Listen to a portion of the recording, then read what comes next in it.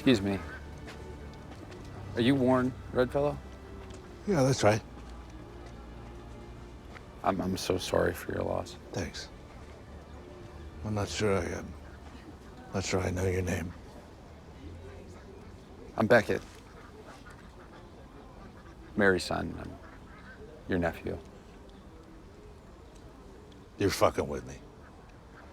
18 years old, she had the guts to stand up to the son of a bitch. None of us could have done it. Not me, at least.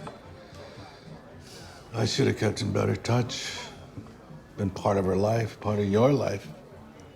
Hello အားလုံးပဲမင်္ဂလာပါဒီနေ့ရှင်းပြပေးမယ့် ADM လေးကတော့ keep in touch ပဲဖြစ်ပါတယ်keep in touch လို့သာပြောတာပါတခြား verb တွေနဲ့လည်းတွဲသုံးလို့ရပါသေးတယ် verb to be get keep stay စတာတွေကတော့ပုံမှန်တွဲသုံးနေကြ verb လေးတွေပဲဖြစ်ပါတယ်ကျွန်တော်တို့ကချစ်ရခင်ရတဲ့တငယ်ချင်းတွေအမျိုးတွေဆိုလို့ရှိရင်တွားလို့မရတဲ့နေရာမျိုးတွားလည်ဖို့ခက်ခဲတဲ့နေရာမျိုးဆိုရင်တော့မှပဲဖုန်းဆက်တာတို့စာပို့တာတို့လုပ်တတ်ကြတယ်မလားအဲ့ဒီလိုမျိုးအဆက်အသွယ်မပြတ်ရှိနေတာကို keep in touch ဖြစ်တယ်လို့ပြောတာပါမြန်မာမှာတော့နောက်လဲဝင်ခဲ့အောင်နော်နင်ကလည်းဖုန်းလေးပါလေးတော့မဆက်ဘူးဖုန်းလေးပါလေးဆက်ပါအောင်ဆိုပြီးတော့ပြန်ကန်ဒီတယောက်နဲ့တယောက်နဲ့နှုတ်ဆက်တဲ့အခါမျိုးမှာပြောကြတာမျိုးတွေကတော့ let's keep in touch လို့ပြောနေတာပါပဲ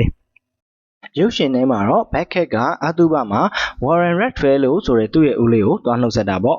သူတို့မျိုးတွေကသူ့အမေနဲ့သူ့ကိုပြစ်ထားကြတာဆိုတော့ငါမင်းကိုမသိဘူးတဲ့အဲ့ဒီတော့မှပဲသူက Mary ရဲ့သားဖြစ်ကြောင်းသူကသူ့ရဲ့တူဖြစ်ကြောင်းကိုပြောပြတာပေါ့အဲ့ဒီမှာပဲတူကြီးနှစ်ယောက်ဘားတစ်ခုကိုရောက်သွားတာပေါ့အဲ့ဒီမှာရှီဟောင်းလောင်းဖြစ်တွေပြောပြီးငါမင်းတို့သားအမိကိုဒီလိုမျိုးပြစ်မထားခဲ့သင့်ဘူးဒီထက်ကောင်းကောင်းအဆက်အသွယ်လုပ်ခဲ့သင့်တာဆိုပြီးတော့ပြောသွားတာပါshould have plus battery ရဲ့အသုံးလေးကိုလည်းအရင်ဗီဒီယိုတစ်ခုမှာရှင်းပြပေးထားပါတယ် link လေးကိုတော့ချပေးထားပါတယ်သွားကြည့်လိုက်ပါဦးရုပ်ရှင်လေးကိုလည်းတစ်ခေါက်လောက်ပြန်ကြည့်လိုက်ပါဦး Excuse me. Are you Warren Redfellow? Yeah, that's right.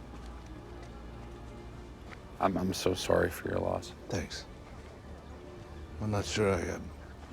Not sure I know your name. I'm Beckett. Mary's son. I'm your nephew. You're fucking with me. 18 years old, she had the guts to stand up to the son of a bitch. None of us could have done it. Not me, at least. I should have kept in better touch. Been part of her life, part of your life. ရုပ်ရှင်ထဲမှာပါသွားတဲ့နောက်ထပ် phrasal verb လေးတစ်ခုကတော့ stand up to somebody ပဲဖြစ်ပါတယ်ငယ်ငယ်ကသိခဲ့တဲ့မတ်တရက်တယ်ဆိုတဲ့အဓိပ္ပာယ်မျိုးတော့မဟုတ်ပါဘူး